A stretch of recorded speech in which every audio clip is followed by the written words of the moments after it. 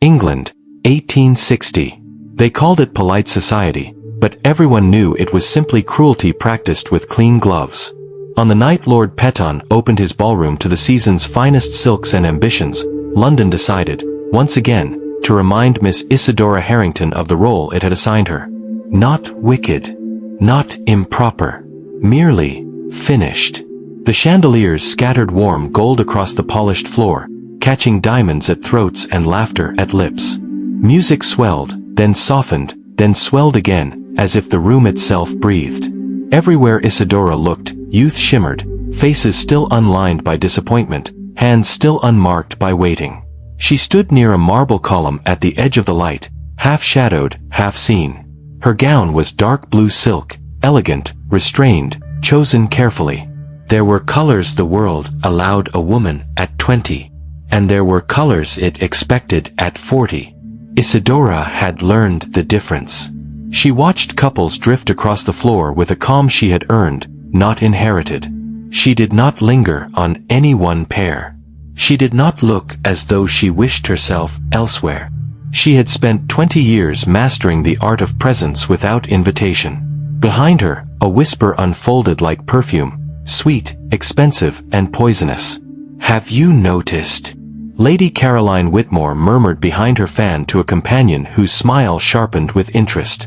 "Miss Harrington has appeared at yet another season." A pause. A breath. "One would think," Lady Caroline continued, "after 2 decades of failure, she might accept her fate with dignity." The words were soft. They always were. Society did not shout its judgments. It let them drift, so that when they reached their target, there was no single mouth to blame. Isadora heard them anyway. They struck not like a blow, but like something older and more familiar, a pressure on the chest, a tightening behind the eyes. She did not turn. She did not react. She straightened her spine, smoothed the silk at her waist, and gave them nothing. At 40, she had learned this much. Reaction was nourishment. "Miss Harrington." The voice beside her was gentle, careful. Her brothers, Edward, Earl of Westbridge, stood at her elbow, handsome in the unthinking way of men who belonged everywhere. His concern was sincere, and somehow that made it heavier. "You look rather full," he said, choosing the word like a man stepping around broken glass. "Shall I fetch you some refreshment?" Isadora turned her head just enough to meet his eye. The practiced smile arrived on time. "Thank you, Edward, but I am quite well," she replied. "I was merely observing the new debutantes. Lady Petton has outdone herself this season." Edward followed her gaze to the floor, where a cluster of young women moved with careful grace, hope bright in their posture, futures still pliable. "You need not attend every social function," he said softly. She heard the unspoken ending. "You could spare yourself this. If I were to retire from society altogether," she finished for him, her voice calm but edged with something rarer. "Become the reclusive aunt. Appear only at christenings and funerals." Edward hesitated. "No, brother," she continued gently. "I may not have secured a husband, but I refuse to vanish." For a moment, something like pride flickered across his face. Or guilt. Perhaps both. Before he could respond, the room shifted. It was subtle, like weather changing behind glass. A hush spread, rippling outward from the entrance. Even the orchestra faltered, bows hovering a heartbeat too long above strings. "The Duke of Blackhurst," announced the butler. The name cut cleanly through the air. Richard Vallemont, 6th Duke of Blackhurst, stood framed in the doorway. Tall, still, immaculate in evening black. His presence drew the eye not with warmth, but with gravity. Dark hair swept back from a face that seemed carved rather than grown. A face poets adored because it refused to invite softness. At 38, he remained England's most desired bachelor. Ancient title. Vast fortune. Estates that fed counties and funded influence. A man whose attention could alter a family's future, and whose disinterest had ended more than one carefully laid plan. Edward leaned closer. "He looks particularly unapproachable this evening," he murmured. "I wonder what poor debutante will be thrust in his path tonight." Isidora watched as the crowd parted before the Duke. Not out of affection, out of instinct. The way people made room for power, even when they resented it. "He has refused 3 perfect matches this season alone," Edward continued. "Lady Peton must be beside herself. Her daughter is among this year's offerings." Isidora's gaze did not waver. "Perhaps," she said quietly, surprising herself, "he finds the parade of innocence tiresome." Edward glanced at her, eyebrow lifting. "Speaking from experience, sister?" She allowed the smallest curve of a smile. "Speaking as one who has observed 20 seasons from the sidelines." She told herself it was nothing, this attention she paid him. Men like Richard Vallemont did not notice women like her. Not anymore. Not after a certain age. She had learned that lesson thoroughly. As the evening wore on, Isidora perfected invisibility. She exchanged pleasantries with acquaintances who spoke at her rather than to her. She danced a single quadrille with her brother-in-law, safe, communal, unromantic. When the room grew too warm, she excused herself toward the refreshment room, grateful for a moment without scrutiny. She rounded the corridor and collided with someone coming from the opposite direction. "Oh, my apologies," she began, flustered. Then she froze. She was staring into the Duke of Blackhurst's eyes. They were gray, hard, precise, the color of steel honed thin. Not unkind. Simply exacting. For a moment, the world narrowed to the space between them. "The fault is entirely mine," he said. His voice was deep, controlled, the kind people leaned in to hear. Isidora's heart betrayed her with a sudden, unwelcome leap. She curtsied quickly, properly. Habit guided her body where thought had stalled. "Miss Harrington," she supplied. "Isidora Harrington." "Miss Harrington," he repeated, as though tasting the name, fixing it in place. He bowed, formal, correct, and continued on his way. Isidora stood alone in the corridor, aware of her breath again only when it returned too quickly. She told herself it was nothing, that such moments happened and were forgotten. She rejoined the ballroom with her composure restored. Yet as the orchestra struck the first notes of a waltz, intimate, dangerous in its closeness, Isidora felt an unease she could not name. She prepared to retreat further into the shadows. "Miss Harrington." She turned. The Duke of Blackhurst stood beside her once more. No smile. No flirtation. Just presence, commanding and unashamed. He extended his hand. "Might I have the honor of this dance?" The room seemed to still around them. Isidora felt the weight of 100 gazes snap toward her. "Your Grace," she began, voice barely carrying above the music, "I fear you have mistaken me for someone else." The faintest hint of amusement touched his mouth. "I am not in the habit of making mistakes, Miss Harrington." The waltz waited. Society waited. 20 years of conditioning urged her to decline, to spare them both the whispers, to spare herself the spectacle. Yet something in his gaze held her. Not desire. Not pity. Recognition. Her gloved hand trembled as she placed it in his. "The honor," she said softly, "is mine, Your Grace." As he led her onto the floor, whispers erupted like bees disturbed. The Duke of Blackhurst, who had refused the season's celebrated beauties, was waltzing with Miss Isidora Harrington. 40. Unmarried. Impossible. His hand settled at her waist, correct, controlled, yet undeniably intimate. "You realize," Isidora murmured, barely moving her lips, "that you have just scandalized the entire assembly." "Have I?" he replied, unconcerned. "I was under the impression I was merely dancing with the most interesting woman in the room." Her breath caught. No one had called her interesting in years. He guided her with precision, steps matched to hers as if they had practiced in secret. "You dance beautifully," he observed. "Practice," she replied honestly. though it has been some time since I was last invited to waltz."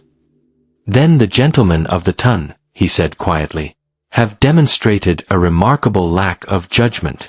A laugh escaped her, soft, surprised, genuine. It drew more stares. "You are either exceedingly kind," she said, "or deliberately provocative. I have yet to determine which." "Perhaps both," he allowed. The music carried them through a turn. For a heartbeat, the ballroom disappeared. "Do you enjoy these affairs?" he asked. "They serve their purpose." "That is not what I asked." His directness unsettled her. She swallowed. "No," she admitted. "I find them tedious. But one must maintain appearances." Something flickered in his expression. Understanding, perhaps. The waltz ended. He escorted her to the edge of the floor, as though she belonged there. He bent slightly, speaking near her ear. "Thank you for the dance, Miss Harrington." It was without question the highlight of an otherwise unbearable evening. Then he was gone. Isadora remained where he left her, the world rushing back in. Beneath the noise, beneath the shock, a dangerous thought took root. What if he meant it? The next morning would answer that question. Because by dawn, a delivery would arrive at Harrington House.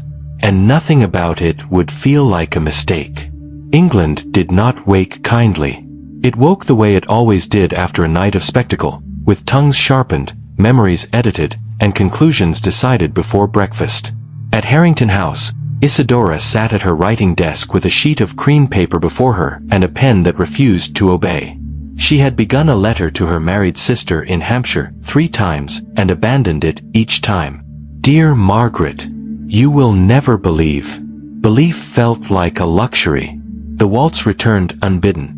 The Duke's hand at her waist, his steady gaze, the sentence that had lodged itself in her mind like a forbidden hymn. The most interesting woman in the room. Isadora pressed her lips together and reached for composure the way she reached for her gloves, automatically. "A momentary caprice," she murmured aloud. "Nothing more." She had almost convinced herself of it. When the door opened, "A delivery for you, Miss Harrington," announced the butler, his tone just slightly different than usual. Not disrespectful, merely surprised. Behind him, a footman entered carrying a crystal vase so heavy with roses it nearly obscured his face. Deep crimson, fresh, abundant. The kind of roses that did not belong in the home of a woman London had already dismissed. Isadora rose slowly. "There must be some mistake," she managed. "No, miss." The butler stepped forward and extended a small cream-colored card on a silver salver. The messenger was most specific. Her fingers trembled as she took it.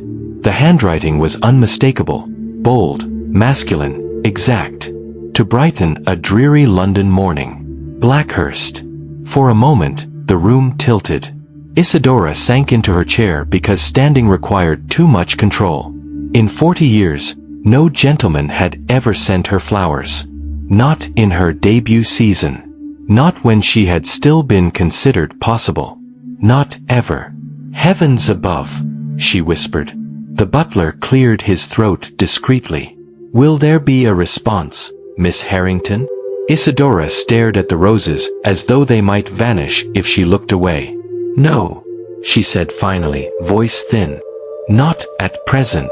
When the servants withdrew, the room filled with silence and the heavy scent of roses. Sweet, rich, almost indecent in its certainty. Isadora approached them slowly. She touched one petal with the tip of her finger, as if testing whether it was real. "What game are you playing?" she murmured. She did not know then that the roses had not been sent to delight her. They had been sent to mark her. Because by midday, London would be speaking. And by evening, London would be hunting. Charlotte, Countess of Westbridge, arrived as if summoned by gossip itself, bursting into Isadora's room in a flutter of morning silk. "Is it true?" she demanded without preamble. "Did the Duke of Blackhurst truly send you roses?" Isadora exhaled softly. News travels with remarkable speed in this household. The servants talk, Charlotte replied, circling the vase with wide eyes. Especially when something so unprecedented occurs. Isadora, these must have cost a small fortune at this time of year. I'm sure it was merely a courtesy after our dance, Isadora said, attempting to sound dismissive. Charlotte stopped and looked at her with the directness of a woman who had married well enough to afford honesty. The Duke of Blackhurst does not do courtesy, she said quietly. Not like this. Isadora's hand tightened around the card. Something is happening, Charlotte continued, lowering her voice though they were alone. And when powerful men decide to disrupt the expected order, it always costs someone.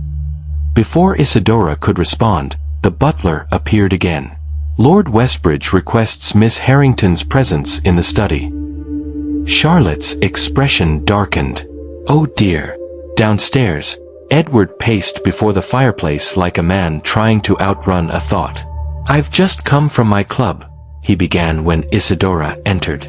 The entire town is talking about nothing but you and Blackhurst. Isadora lowered herself into a chair with the composure of someone taking her place on a scaffold. Surely there are more important matters worthy of discussion. Not in London during the season, Edward replied grimly. Not when the most sought-after bachelor in England singles out. He hesitated, as if the word might bruise her more if he spoke it. A woman of 40, Isadora finished calmly. A spinster. You need not soften it, Edward.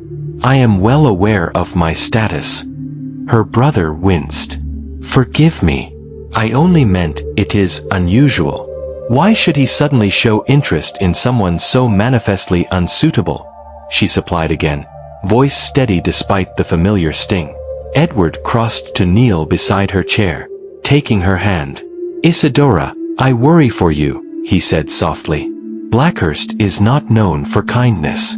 If this is some sort of cruel amusement, some wager, then I shall be no worse off than I was yesterday, she replied, and surprised herself with the truth of it. Edward studied her face, searching for something he could protect. You find him intriguing, he said quietly. Isadora withdrew her hand, not sharply, but decisively. I found his conversation refreshingly direct. Nothing more. Edward rose, rubbing a hand across his jaw as if irritation could be scrubbed away. Be careful, he warned. If he withdraws suddenly, the damage to you. I have survived worse than withdrawal, Isadora said softly. I have survived being unseen. Edward's eyes softened. That is precisely what pains me. By afternoon, London's whispers had taken shape. They slipped through drawing rooms and along corridors, carried by fans and teacups and smug certainty. A wager. A rebellion. A joke at the expense of a woman who should have known better. Isadora heard them, as women like her always did. Through the servants, through acquaintances who smiled too brightly, through the slight hesitation in a greeting that said, We are observing your humiliation with interest. She tried to keep her head high, but by evening, the rumor reached her directly. At a modiste salon, while a ribbon was being pinned and repinned, Lady Winfield's voice floated nearby, careless with cruelty. That Hartwell fellow must have challenged him, Lady Winfield murmured. Court the most unlikely woman in London. Men of his sort do enjoy games. Isadora's fingers stilled on her reticule. The room grew too warm. She did not look up. She did not respond. She paid for her ribbon, thanked the modiste, and left with dignity intact and a shard of ice lodged beneath her ribs. Back at Harrington House, she stood before her mirror longer than usual, studying a face that society had stopped praising years ago. Not ugly. Not ruined. Merely older. A face with fine lines at the corners of intelligent eyes. A mouth that had learned to smile politely when it wanted to say something sharper. She found herself whispering the same words she had whispered that morning. Foolishness. And yet, when the butler announced a visitor just after 8, Isadora's heart betrayed her. His Grace, the Duke of Blackhurst. The drawing room seemed to change temperature as Richard Vallemont entered. He was dressed impeccably, as always. But there was something different tonight, something slightly less detached. As though he had chosen to step closer to the edge of his own restraint. Isidora rose. She curtsied, proper and measured. "Your Grace." "Miss Harrington," he replied, bowing with exact courtesy. "Forgive the late hour. I suspected you might prefer fewer eyes." Her throat tightened. "London has eyes everywhere," she said carefully. His gaze held hers for a beat, steady, unreadable. "Then let it watch," he replied. A pause. She could not keep the question caged. "They say this is a wager," Isidora said quietly. "That your friends have challenged you to court an unlikely woman." A flicker passed through his expression, cold, swift, controlled. "Who says this?" he asked. Isidora met his gaze. "London." His mouth tightened slightly, as if he found the word distasteful. "I do not trifle with people's lives," he said evenly. "Least of all yours." There was no flamboyance in his defense. No dramatic vow. Only a calm statement that sounded like truth because it did not beg to be believed. Isidora exhaled slowly, forcing herself to hold her ground. "Then why," she asked softly, "have you singled me out?" He did not answer immediately. He stepped closer. Not close enough to be improper, but close enough to make her aware of him in a way she had not been aware of any man in years. "Because," he said, voice low, "you stand apart from the performance. You do not hunt. You do not plead. You do not pretend." Isidora's hands clenched in her lap. "Perhaps," she said, careful, "because I have learned what pretending costs." For a moment, something softened in his eyes.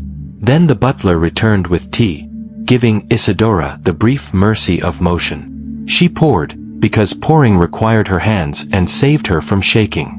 "You enjoy art," Richard said after a moment, as if turning to safer ground by instinct. "I enjoy honesty," Isidora replied before she could stop herself, then regretted the bluntness. His gaze sharpened, not offended. "Interested. Then you will find the Royal Academy less tedious than most," he said. "I intend to attend tomorrow afternoon." Isidora looked up.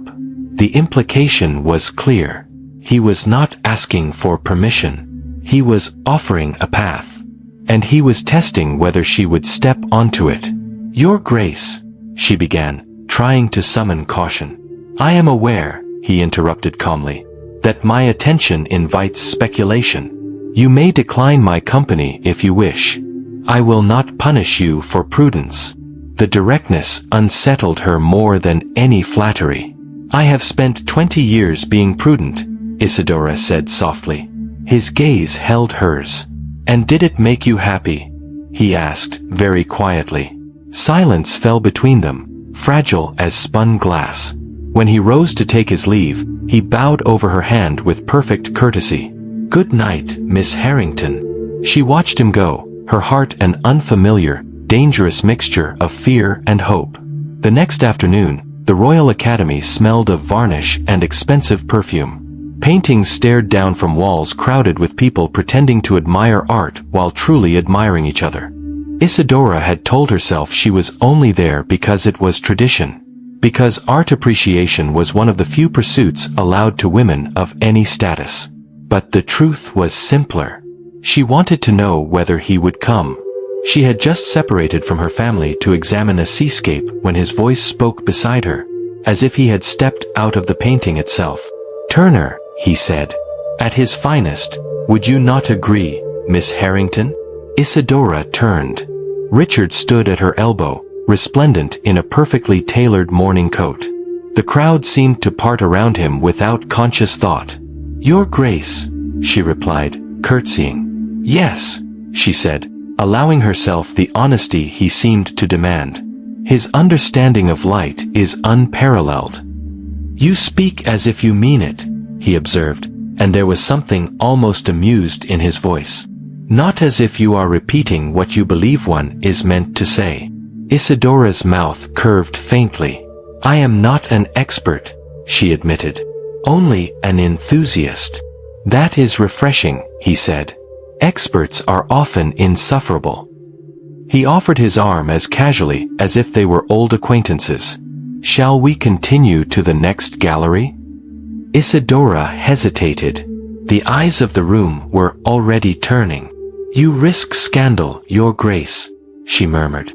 Let them wag, he replied. Their tongues have been idle too long. She placed her gloved hand on his arm, and felt the entire gallery shift its attention like a tide.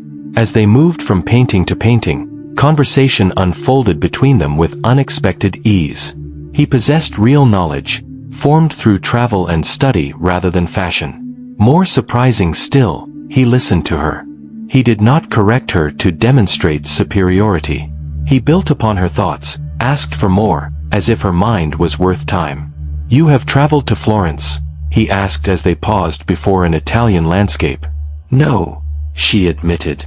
My knowledge comes from books and exhibitions. I have never left England. Something like surprise flickered across his face. Never. My circumstances, Isidora said simply, without self-pity, have not permitted extensive travel. His gaze sharpened, as if the words had revealed something deeper than geography. A grave oversight, he murmured, more to himself than to her. One that ought to be remedied. Before she could respond, Lady Peton arrived like a ship built for collision, her daughter in tow. Your Grace, Lady Peton exclaimed, smile bright and strained. What an unexpected pleasure. Her eyes flicked to Isidora, and for a heartbeat her expression faltered, as though her mind refused to accept the scene. Lady Peton, Richard replied with cool correctness. Miss Peton, pretty, young and thoroughly trained, edged closer to him as if Isidora were invisible. Oh, I simply adore romantic subjects, Miss Peton gushed, glancing at a historical painting with obvious boredom. These battles and ancient heroes are so dreary. Richard's expression remained impassive. Indeed, he said. Miss Harrington and I were just discussing Turner's approach to light.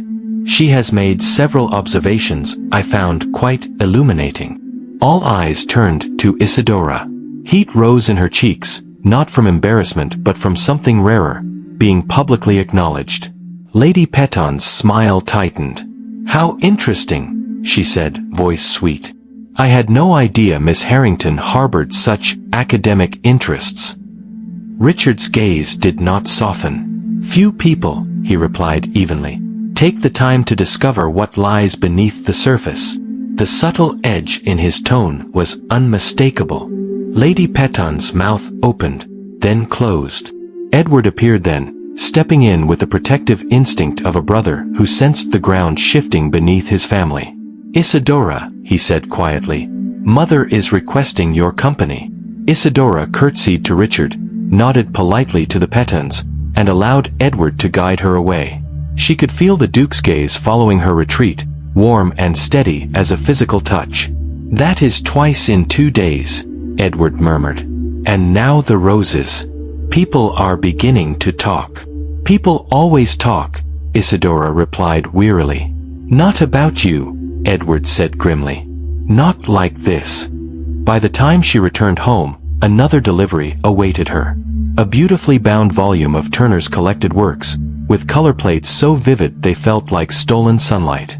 A note lay atop it in Richard's hand. For a fellow admirer of genius. Perhaps you might permit me to call tomorrow at 2. Blackhurst. Isidora sank into her chair, the book pressed to her chest as though it could anchor her. A dangerous spark of hope glowed in her ribs, fragile, fierce, almost terrifying. Across town, in the Duke's study, Lord James Hartwell regarded his friend with frank astonishment. You cannot be serious, Richard. Richard sat in an armchair, firelight catching the sharp planes of his face. I have never been more serious. Hartwell exhaled sharply. The ton will think you've lost your mind. A duke does not court a woman like her. Richard's gaze lifted, cold and precise. A duke, he said, may do as he wishes. That is not the point, Hartwell pressed. You've refused every suitable young lady for 15 years, citing trivial flaws. And now you've fixated on a woman society has already shelved. Society, Richard replied, voice like winter, can go hang. Hartwell leaned forward, eyes narrowing. Tell me the truth. Is this rebellion? A punishment? A boredom cure? Richard's jaw tightened. It is none of those things. He stared into the fire for a long moment before speaking again, quieter. I am tired, he admitted. Tired of being desired for everything except myself. Hartwell's voice softened despite himself. And she desires you for what? Richard's gaze shifted, and for a heartbeat something almost vulnerable flickered across it. She does not desire me, he said simply. She observes me. She speaks to me as though I am human. Hartwell watched him, troubled. And if you pursue her, and then withdraw? Richard's expression hardened, resolve settling like stone. I have no intention of withdrawing. But the world did not care about his intentions. The world cared about spectacle. The next day, at precisely 2, Richard arrived at Harrington House. Isadora sat in the drawing room with her hands clasped tightly in her lap, trembling where no one could see. She had changed gowns twice before settling on deep burgundy, a color that made her look more alive than she felt. The clock chimed the hour. The butler appeared. His Grace, the Duke of Blackhurst. Richard entered with the quiet assurance of a man used to commanding rooms. He bowed over her hand with perfect courtesy. Miss Harrington, you are most kind to receive me. Your Grace, she replied, gesturing toward a chair opposite. He sat, posture controlled, gaze fixed on her as if she were a painting he meant to study properly, not merely glance at in passing. I confess, Isadora said carefully, your attentions have taken me by surprise. A pleasant one, I hope, he asked. A puzzling one, she admitted, then steadied herself. You must be aware your attention has caused a stir. A brief, genuine smile transformed his austere features. Good, he murmured. The ton has grown too comfortable in its expectations. Isadora searched his face. Is that what I am to you? She asked quietly. A disruption. He regarded her for a long moment. You are many things, he said, voice low and controlled. But you are not an instrument of my rebellion. Tea arrived, offering a small reprieve. Isadora poured with careful hands, the domestic intimacy of the moment startling her. This simple act she had watched in other women's lives, never imagining it would be hers. You enjoyed the book? Richard asked. Yes, she replied softly. It was thoughtful. It seemed fitting, he said. Your mind deserves cultivation. Isadora's chest tightened. Your Grace, she said finally, summoning courage. Why have you singled me out? Richard set down his cup. His expression did not soften into false gentleness. It remained direct, almost brutally honest. Because, he said, in a sea of artifice, you are authentic. Isadora's breath caught. Because you speak what you mean rather than what you believe I wish to hear. A silence fell between them, charged and unfamiliar. And because, he continued, your eyes hold a depth that I find compelling. No man had ever spoken to her like that. Not even when she was young enough to be considered worth flattering. I am 40, Isadora reminded him quietly. I have no fortune, no particular beauty. No accomplishments beyond what any gentlewoman possesses. Worthy, Richard repeated, a faint edge entering his voice. A curious word. By what measure do you determine worth, Miss Harrington? Youth, beauty, fortune. Isadora flushed. You misunderstand me. No, he said, and his gaze sharpened. I understand precisely. Society has convinced you that you are less valuable because time has touched you. Isadora's throat tightened. Richard rose and crossed to the window. as if needing space to speak what came next. "I have avoided matrimony for 15 years, he said, voice controlled. "Because I have never encountered a woman whose company I could envision enduring for a lifetime." He turned back, gaze fixed on her. "Until now." The words struck like thunder in a room too quiet. Isadora stared at him, certain she had misheard. "Your Grace." "I do not jest," he interrupted calmly. "I am aware my attention has placed you in an uncomfortable position. Society whispers. Your family worries. You doubt me." He returned to his seat, leaning forward slightly, intensity contained but unmistakable. "Allow me to clarify my intentions. I wish to court you, Miss Harrington, with propriety and respect. If, after a period of acquaintance, you find my company as agreeable as I find yours, I hope you might consider a more permanent arrangement." Isadora's hands clenched, not from fear alone but from the dangerous rush of possibility. "You cannot be serious," she whispered. "I have never been more serious," Richard replied. The air felt too thin. Before she could respond, the drawing room door opened. Lady Harrington entered, surprise barely concealed beneath a veneer of social grace. Her gaze darted between Isadora and the Duke as though trying to determine what error had occurred. "Your Grace," she exclaimed, curtsying deeply. "What an unexpected honor." "Not at all, Lady Harrington," Richard replied smoothly, rising to bow. "I was just discussing the Royal Academy with your daughter. Her insights are most illuminating." Lady Harrington blinked, unaccustomed to hearing her eldest praised by anyone, least of all a duke. "How delightful," she said, voice strained. "Isadora has always been fond of art, though I fear her observations may lack the sophistication to truly interest someone of your background." Isadora felt the familiar pang, her mother's subtle diminishment, the quiet way she had been encouraged to accept less. Richard's tone cooled perceptibly. "On the contrary," he said, gaze steady. "Miss Harrington's understanding rivals that of many so-called experts of my acquaintance. You must be very proud of her." Lady Harrington faltered, then stammered. "Yes, of course." Richard turned back to Isadora, as if the interruption had been nothing more than weather passing. "Miss Harrington," he said, "might I prevail upon you to accompany me to the conservatory at Kew Gardens tomorrow? The tropical specimens are particularly fine this season." Lady Harrington's eyes widened. Isadora hesitated only a heartbeat. "I should like that," she said softly. "Very much." "Excellent," Richard replied. 11 o'clock. I will send my carriage." He bowed to both ladies and took his leave, leaving behind a vacuum of stunned silence. When the front door closed, Lady Harrington exhaled as if she had been holding her breath for years. "Isadora," she breathed. "What in heaven's name is happening?" Isadora's voice was calm, though her heart thundered. "It would appear," she said, "that the Duke of Blackhurst intends to court me." Lady Harrington sank into a chair, fanning herself. "But why?" she blurted. "After all these years, why you?"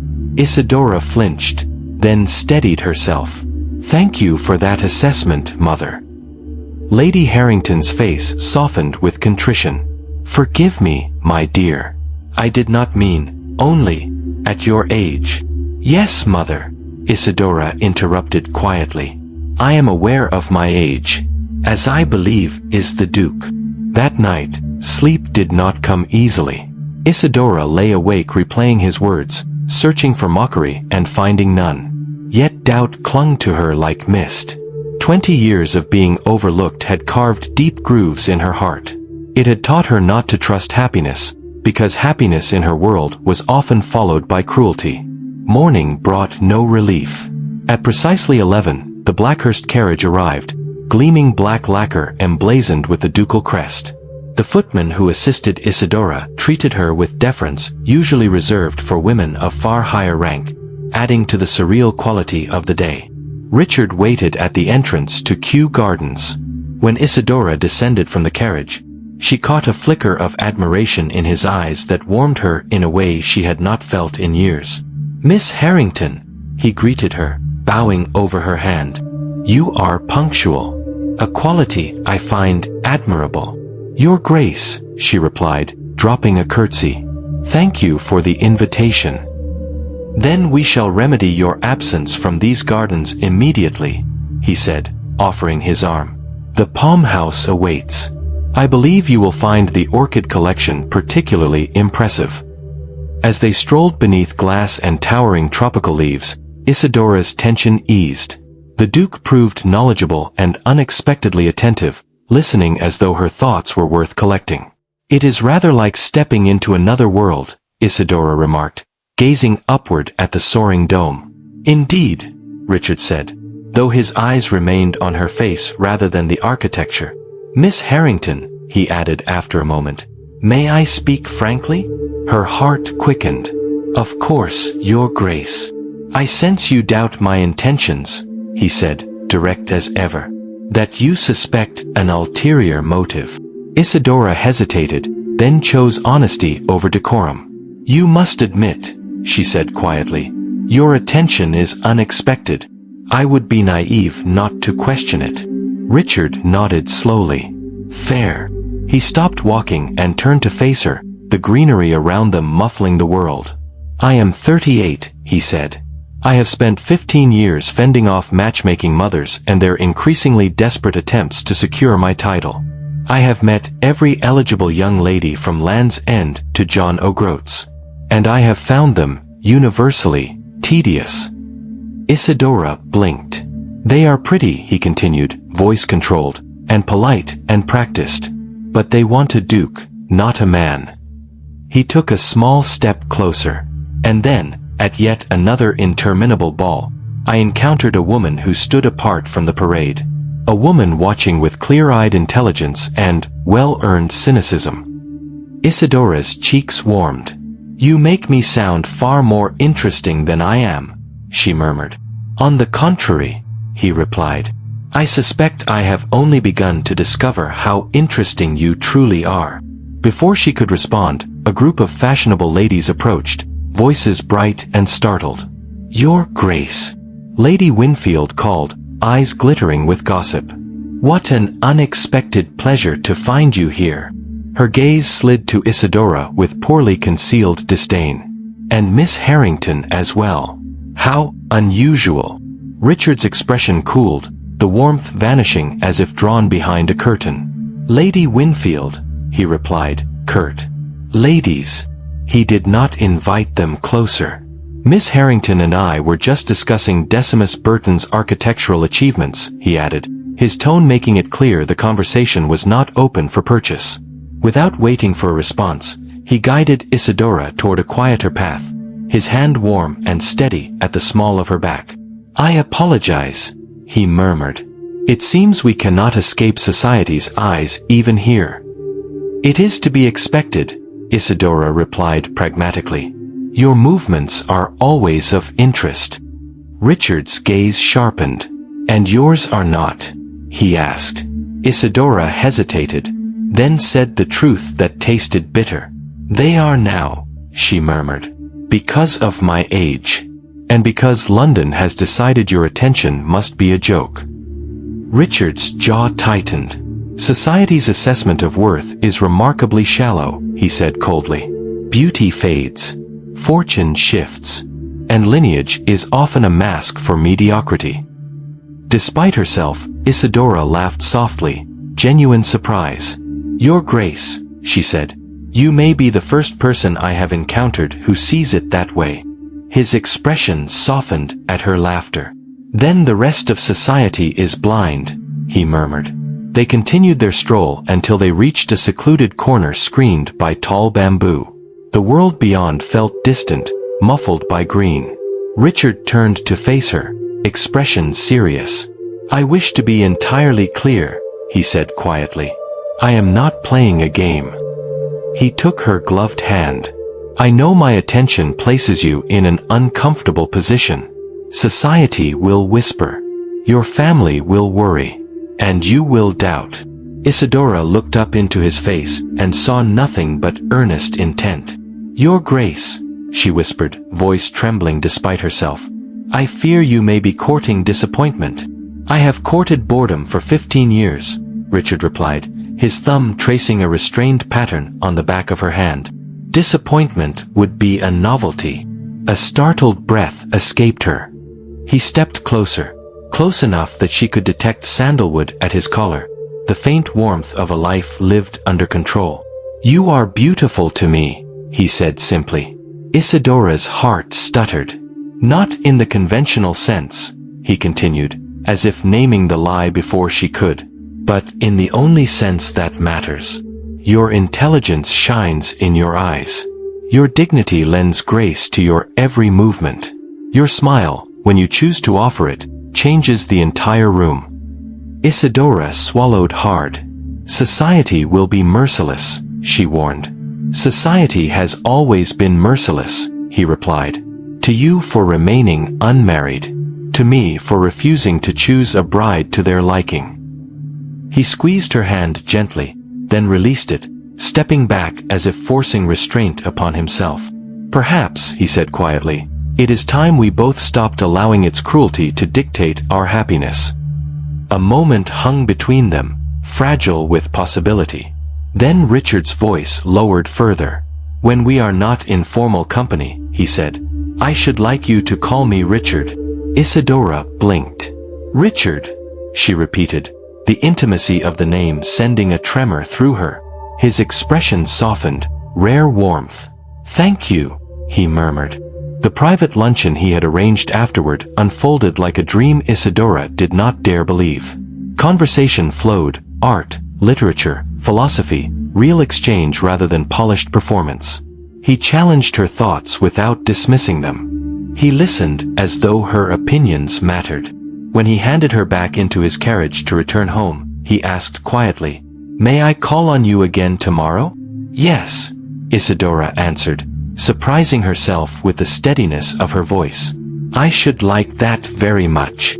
His smile, warm, genuine, stayed with her long after he had gone. But the world was already sharpening its knives. That evening, Edward cornered her in the library. "Isidora," he said, voice tense, "what exactly is transpiring?" "The entire town is talking." "I am not entirely certain myself," she admitted. "He has expressed interest in continued acquaintance." "Interest?" Edward repeated, incredulous. "Sister, the man is courting you openly." Isidora's fingers tightened around the spine of a book as though it could steady her. "It is unprecedented," Edward continued. "And Blackhurst's reputation, his coldness, his impossible standards." "Yes," Isidora said quietly. "I am aware." Edward studied her, then spoke softly. "You like him." Isidora looked away. "I find his company stimulating," she said carefully. "His conversation is intelligent. His manner refreshingly direct." Edward exhaled, frustration and fear mixing in his expression. "I only wish to protect you," he said. "If he withdraws," Isidora replied, voice calm despite the tremor underneath, "then I shall endure it as I have endured everything else." But even as she said it, she felt the dangerous truth pressing at her ribs. She did not want to endure anymore. Over the following weeks, London watched in fascinated disbelief as Richard Valamont's attention did not fade. He called often. He escorted her to exhibitions and concerts. He sent thoughtful gifts with careful notes. Isidora found herself dragged from invisibility into relentless scrutiny. At first, it exhilarated her, the feeling of being seen. Then it exhausted her, the feeling of being judged. She learned quickly that attention was not always kinder than neglect. And then, one afternoon, a letter arrived. Not from Richard. Not from anyone she knew. The seal was unfamiliar. Isidora opened it and felt the blood drain from her face. The letter accused her of scheming, of manipulating the Duke's affections for advancement, of boasting privately that she had secured him. It was written with chilling plausibility, enough to infect even those who wished to believe her innocent. Isidora's hands shook. This was not gossip. This was a weapon. She folded the letter slowly, heart pounding. Someone was preparing to force Richard's hand. Either he would defend her publicly, or he would abandon her to protect himself. That night, Isadora sat alone with the letter in her lap, staring at the fire as though it might tell her what to do. She did not cry. She had cried enough in youth. Instead, she whispered into the silence, voice barely audible. "Please," she said, and did not know whether she was speaking to God, to fate, or to the Duke himself. "Do not make me a fool." Across London, in Richard's study, another letter was delivered, different paper, same poison. And when he read it, something in him went still. Not because he believed it, because he recognized the trap. And in that recognition, he made a decision that would save Isadora's dignity. By breaking her heart. Richard did not sleep. He sat in the high-backed chair beside the fire as the city's noise dulled into night, the forged letter still on his desk like an insult that refused to die. He read it again, not because he needed to, but because he wanted to see every seam where the lie had been stitched. It was clever, not dramatic, not hysterical.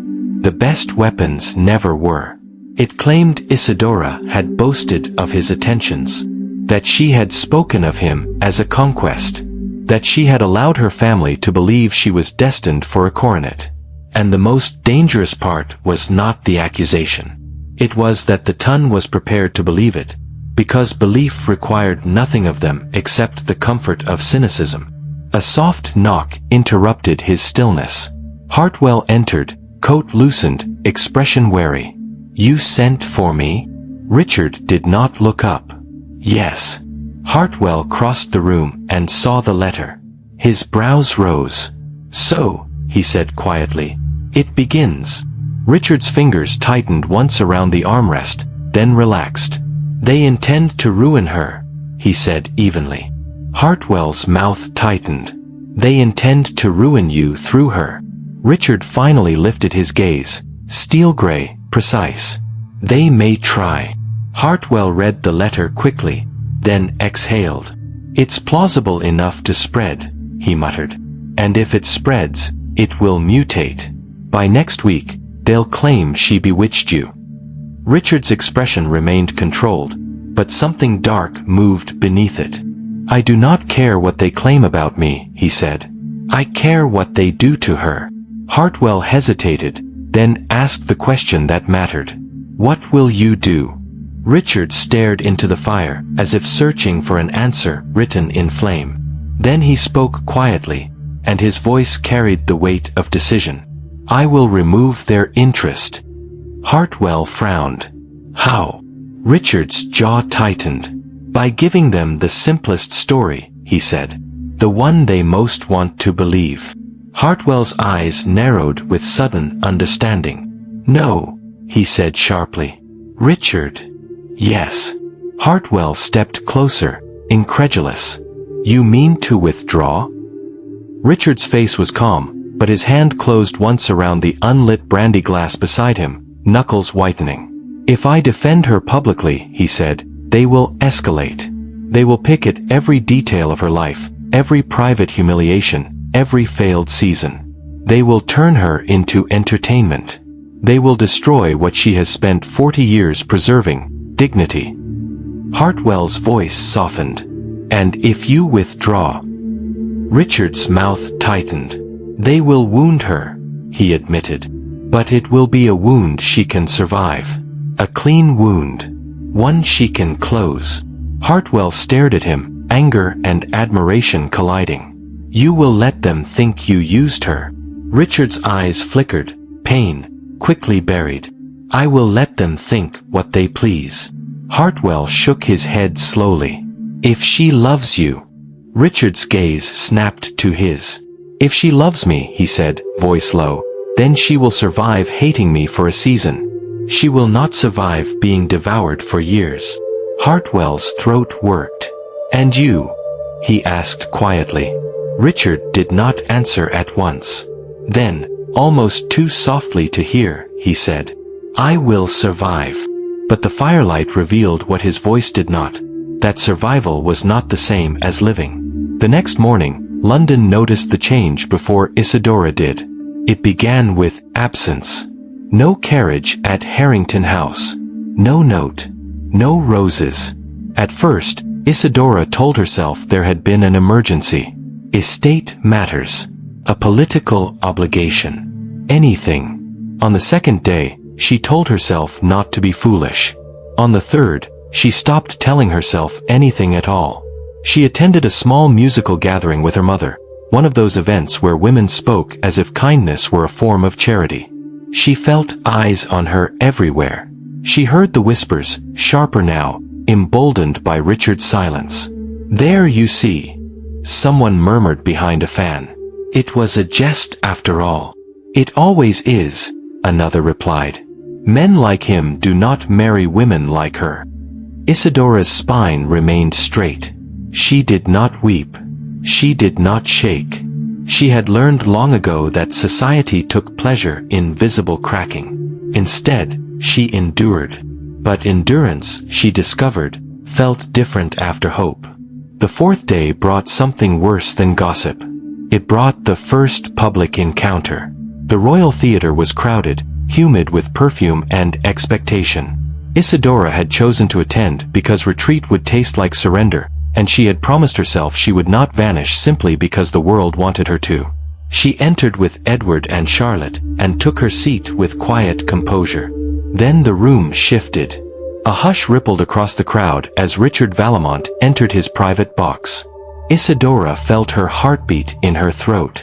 She did not look away. She could not. Across the theater, Richard's gaze swept the audience and landed on her. For one heartbeat, the mask slipped. Pain, quick, contained, crossed his face. Then he inclined his head. Formally. Politely. Like a stranger acknowledging another stranger.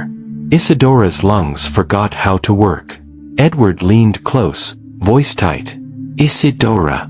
"I am fine," she whispered, though she did not feel fine at all. Charlotte's hand tightened around her wrist beneath her glove. The opera began, but Isadora heard none of it. All she heard was the silence between a man's eyes and a woman's heart. That night, she did not wait for more absence. She packed. Not dramatically. Not in tears. Not as a girl fleeing a broken romance. As a woman choosing dignity. She selected a traveling gown and folded it with careful hands. She placed her books into a trunk. She gathered letters, old ones, harmless ones. When Charlotte found her, her expression sharpened. "You're leaving." "I am removing myself," Isadora replied calmly. "Before this becomes uglier." "And where will you go?" "Hampshire," Isadora said. "Margaret has written often enough. She has offered." Charlotte's eyes glistened with anger. "You cannot let them drive you out." Isadora's hands stilled on the ribbon of her bonnet. "I am not leaving because of them," she said quietly. "I am leaving because of what hope has done to me." Charlotte swallowed hard. "You love him." Isadora's throat tightened. "Yes," she admitted. "And because of that, I will not beg. I will not chase. I will not become a spectacle." Charlotte stepped forward and grasped her hands. "You are not a spectacle," she whispered fiercely. "You are, Isadora, you are more than this." Isadora looked down at their hands, then up again, eyes steady. "I have been more than this for 20 years, she said softly. "It did not matter then. It matters now only because he made it matter." She exhaled slowly. "And if he has decided it no longer matters," she finished, voice barely trembling, "then I must learn to live without it again." Charlotte opened her mouth, but no argument came. There were no arguments against a woman protecting what little of her heart remained intact. The next morning, hours before Isadora was to leave London, Richard arrived at Harrington House. Unannounced. Unescorted. He did not enter like a duke claiming space. He entered like a man crossing a line he had held too long. The butler showed him into the drawing room. Isadora entered moments later, travel cloak already fastened, gloves already on. Her eyes met his and did not soften. "Your Grace," she said evenly. Richard's jaw tightened. "Miss Harrington," he replied, as if the formal address hurt him, but he accepted it as deserved. Isadora did not offer him a seat. She did not curtsy. She simply stood, poised and still, like a woman awaiting sentencing. "You have come," she said quietly. "I had assumed you were finished." Richard's gaze held hers. "I was never finished," he said. "I was enduring silence for your sake." Isadora's mouth curved faintly, not in humor but in disbelief. "For my sake," she repeated. "That is a convenient way to describe abandonment." Richard flinched. Barely. He reached into his coat and drew out the letter. The forged one. He placed it on the table between them like a confession. "Did you receive this?" he asked. Isadora's eyes flicked to it. "Yes." "And did you believe it?" he asked, voice controlled. Isadora's gaze returned to him. "No," she said quietly.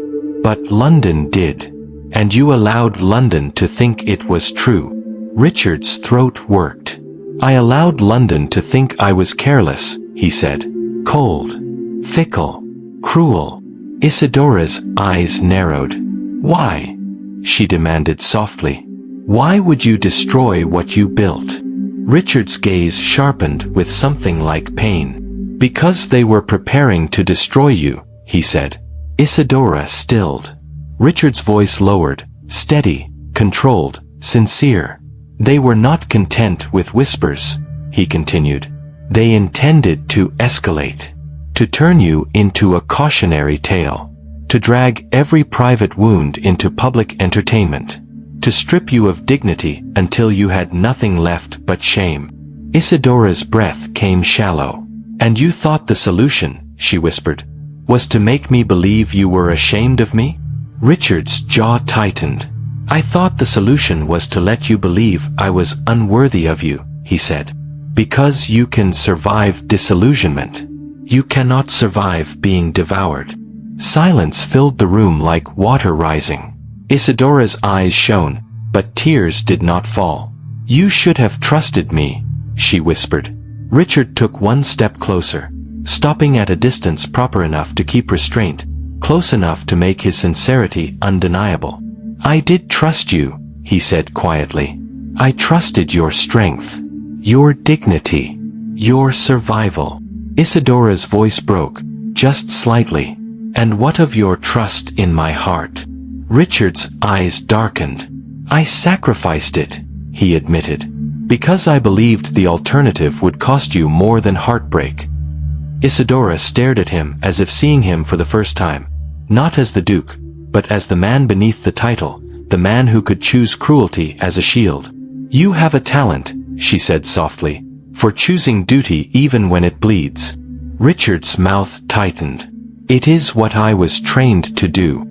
Isadora's gaze dropped briefly to the letter, then returned. "Who did this?" she asked. Richard's expression turned cold. "It no longer matters," he said. "It matters to me," Isadora replied, voice steady. "Because I will not be a pawn in a war I do not understand." Richard held her gaze for a long moment. Then, with controlled reluctance, he said, "Lady Winfield." Isadora's breath caught. Her daughter, Richard continued, was among the most recent offered matches. And Lady Winfield does not forgive humiliation. Isadora's hands tightened slightly at her sides. "And you?" she asked quietly. "Did you humiliate her?" Richard's mouth curved faintly, without joy. "I declined her daughter." Isadora stared, then gave a soft, incredulous laugh that held no amusement. "So a woman attempted to ruin me," she murmured, "because you refused to marry her daughter."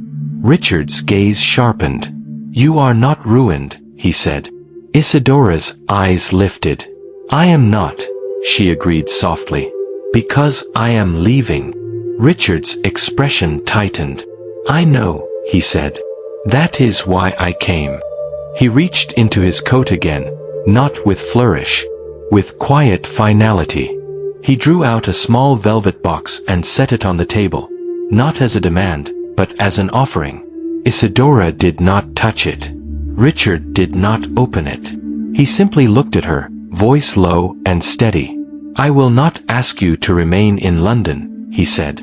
"You do not belong to its cruelty." Isadora's breath hitched. "I will not ask you to endure endless scrutiny," he continued. "I will not ask you to perform gratitude for the privilege of being noticed." Isadora's eyes burned. "Then what are you asking?" she whispered. Richard's gaze did not waver. "I am asking you," he said quietly, "to choose what you want, not what society allows." Isadora's throat tightened. "And what if what I want is foolish?" she asked. "What if what I want is you?" Richard's expression softened, not into arrogance, but into something almost reverent. "Then I will spend the rest of my life proving it was not foolish," he said. Isadora stared at him, heart pounding. Richard's voice lowered further. "I do not want you as a scandal," he said. "I do not want you as a victory. I do not want you as proof that I can defy society." He took one more careful step closer. "I want you," he said simply, "because you are the first person who has made me feel human." Silence. Then Isadora spoke, voice trembling but clear. "I will not be hidden," she said. Richard nodded once, solemn. "Nor should you be. I will not be defended as if I am a helpless creature," she continued. "I am not fragile." Richard's gaze warmed. "I know. And I will not be abandoned again," she whispered, the old wound rising at last. "Not after hope." Richard's jaw tightened, pain flickering across his face. "Then do not accept a man who abandons," he said. "Accept a man who chose the cruelest path because he believed it would keep you whole." Isadora stared at him for a long moment. Then she reached for the velvet box, slowly, deliberately. Her fingers rested on it. She did not open it yet. She lifted her gaze instead. "Richard," she said, his name, intimate, chosen. His breath caught. "I do not forgive easily," she whispered. "And I do not trust quickly." "I know," he murmured. "But I am tired," Isadora said, voice quiet with truth. "Tired of living as if my life is already over." Richard did not move. He did not interrupt. Isadora's voice softened. "You saw me," she said. "And now I cannot unlearn what that feels like." She opened the box. Inside lay an emerald ring surrounded by diamonds, antique, elegant, heavy with history. Richard's voice was rougher now. "It belonged to my grandmother," he said quietly. "A woman who defied convention in her own time." Isadora lifted the ring carefully, studying it in the lamplight. "Do you understand," she asked softly, "what it will cost?" Richard's gaze held hers. "Yes. And you will pay it," she pressed. He nodded once, unwavering. "I already have," he said simply. Isadora's throat tightened. She closed her fingers around the ring and stepped closer. "No kneeling," she said softly. "No performance." Richard's mouth curved faintly, relief, almost sorrowful. "As you wish." Isadora held the ring out to him. "Then put it on my hand," she said. "And we will walk into this openly." Richard's hands trembled just slightly as he took it. He slid it onto her finger with deliberate care, as if placing something sacred. For a heartbeat, he simply held her hand. Then he lifted it and pressed his lips to her knuckles. Reverent, restrained, as though he feared breaking the moment by asking too much. "My Duchess," he murmured, not as a title, but as a promise. Isadora's eyes shone. "Not yet," she whispered. "First, truth." Richard's gaze sharpened. "What truth?" Isadora drew a breath, steadying herself. "You will not fight this alone," she said quietly. "I have endured 20 years of whispers. I can endure their noise now, If I am not abandoned. Richard's jaw tightened. You will not be abandoned, he vowed. Then, Isidora said softly, voice steadier now, we do it properly. The reckoning came sooner than London expected.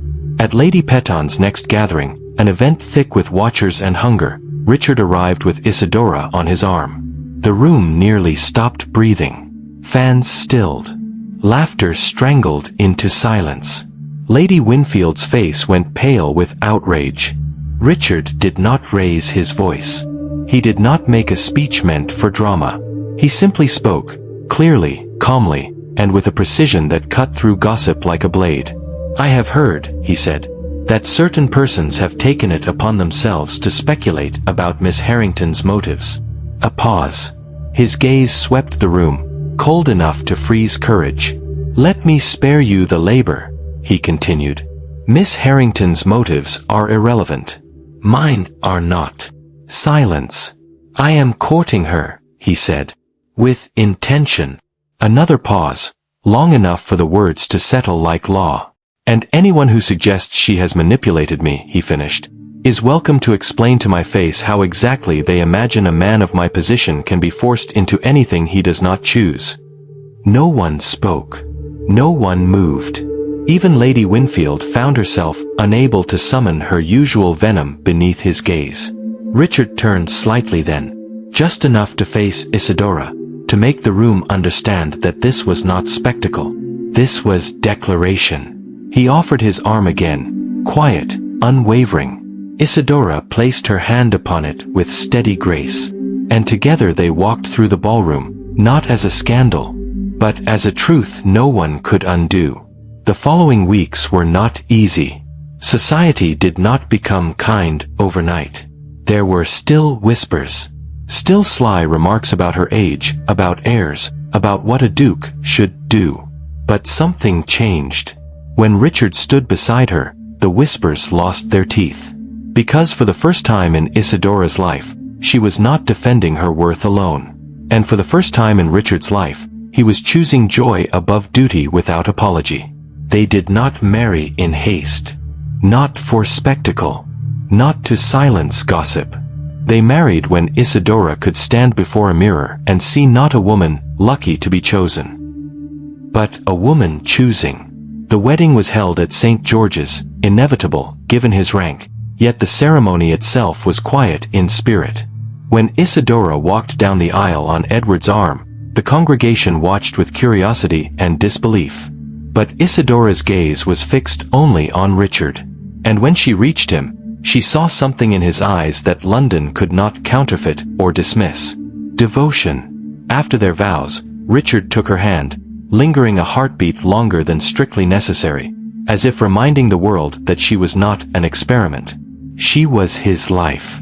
Later, when the carriage carried them away through London's lamplit streets, Isidora rested her head against the seat, breath shaking with the sheer weight of reality.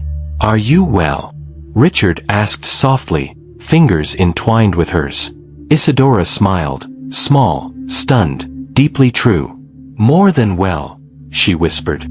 I was only thinking, how extraordinary life can be. Richard's thumb traced her knuckles, quiet tenderness. And now, he prompted. Now, Isidora said, voice trembling with joy she did not know how to hold. I find myself beginning again at 40, when the world insisted I was finished. Richard's breath caught. He lifted her hand and pressed it to his chest, over his heart. You were never finished, he murmured. They simply lacked the eyes to see you. Isidora swallowed hard. And you? She asked softly. What did you see? Richard's gaze held hers in the darkness, unguarded. I saw a woman, he said, who remained dignified when the world offered her only pity. A woman who learned to endure without becoming bitter. A woman who waited, and still kept her soul intact. Isidora's eyes stung. And I, Richard continued, voice low, fell in love with her soul. Silence settled, comfortable, sacred. Then Isidora whispered the truth she had once believed she would never speak aloud. I love you, Richard. His arms gathered her, not violently, not possessively, but with the careful hunger of a man who had waited his whole life to be known. "And I love you," he replied, voice rough with emotion, "more than I ever thought possible." Outside, London kept whispering. But inside the carriage, a different story was being written. Not a tale of youth and conquest. A tale of endurance rewarded. A tale of dignity chosen. A tale of love arriving late, but arriving true. And as the city fell behind them, Isadora Harrington, who had spent 20 years being mocked for waiting, finally understood something the world had denied her. That being seen for who you truly are is the most romantic thing of all. Because love did not rescue her from her life. Love joined her in it. And for the first time, she was not invisible. She was chosen. Fully. Dear listener, if you have ever felt overlooked, dismissed, or told your moment has passed, remember Isadora. Not because a duke chose her, but because she refused to vanish. Because she endured without surrendering her softness. And because the right kind of love does not chase youth, it recognizes truth. If this story touched you, subscribe, like, and share it with someone who needs hope today. And stay with us, because the next tale may break your heart, and heal it too.